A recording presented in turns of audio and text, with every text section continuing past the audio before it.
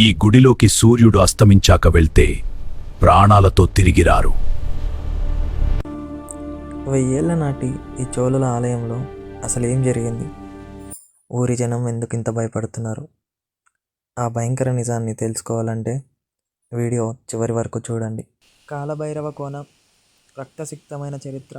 దక్షిణ భారతదేశంలోని ఒక దట్టమైన అడవి. అక్కడ 1000 ఏళ్ల నాటి శిథిలమైన చోళుల కాలం నాటి శివాలయం ఉంటుంది. ఇది తెలుసుకున్న ఆర్కియాలజిస్ట్ ఆ ఆలయ రహస్యాన్ని ఛేదించడానికి అక్కడికి చేరుకుంటాడు. ఊరి జనం సూర్యుడు అస్తమించాక ఆ ఆలయంలోకి అడుగు పెడితే తిరిగి రారు అని హెచ్చరిస్తారు. గాలిలో తేలుతున్న ఆకులేని చెట్లు, ఆలయ ముఖద్వారం వద్ద విరిగిపోయిన నంది విగ్రహం. ఇదంతా చూసిన అతనికి వింత అనుభవాలు ఎదురయ్యాయి. లోపలికి వెళ్ళగానే గాలి స్తంభించిపోయినట్లు అనిపిస్తుంది. టార్చ్ లైట్ వెలుతురులో గోడలపై ఉన్న శిల్పాలు కదులుతున్నట్లు భ్రమ కలుగుతుంది. అతను గర్భాలయం వైపు వెళ్తుండగా మట్టిలో పాతకాలపు కంచు గంటల మధ్య శబ్దం వినిపిస్తుంది. ఒక్కసారిగా ఉష్ణోగ్రత పడిపోయి నోటి నుండి పొగ రావడం గమనిస్తాడు. గోడలపై చోళుల కాలం నాటి శాసనాలు కనిపిస్తాయి. అందులో రక్తంతో తడిచిన నేల ప్రాణం కోరుతుంది అని రాసి ఉంటుంది. ఇదంతా గమనించిన అతను అసలు రహస్యం తెలుసుకోవాలనుకుంటాడు. అతను ఒక పురాతన తాళపత్రాన్ని తాకగానే అతనికి ఒక దర్శనం కలుగుతుంది. చోళుల కాలంలో ఒక క్రూరమైన సేనాధిపతి దైవశక్తి కోసం ఆ ఆలయంలో బలులు ఇచ్చేవాడు.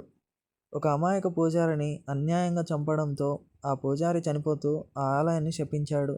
ఆ పూజారి ఆత్మ ఇప్పుడు ఒక వికృతమైన రూపంలో మారి అక్కడ అడుగుపెట్టిన వారిని వేటడం మొదలు పెడుతుంది. సూర్యుడు పూర్తిగా అస్తమించాడు. ఆలయం వెనుక ఉన్న శ్మశానం నుండి వింత కేకలు వినిపిస్తాయి. ఆర్కియాలజిస్ట్ వెనక్కి వెళ్దామని చూస్తే దారి మాయమైపోతుంది.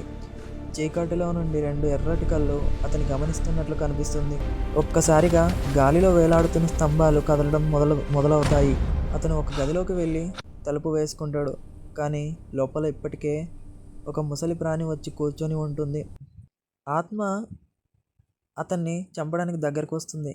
అప్పుడే తన దగ్గర ఉన్న పురాతన ఖడ్గం రక్షణకు గుర్తుకు వస్తుంది. ఆ ఆత్మను శాంతింపజేయాలంటే ఆనాడు జరిగిన అన్యాయానికి పరిహారం చేయాలని హీరో గ్రహిస్తాడు. శివలింగంపై తన రక్తాన్ని ధారబోసి ఆ ఆత్మకు విముక్తిని కలిగిస్తాడు. ఉదయం అతను క్షేమంగా బయటకు వస్తాడు. కానీ అడవి దాటిన తర్వాత వెనక్కి తిరిగి చూస్తే అక్కడ ఆలయం అస్సలు ఉండదు.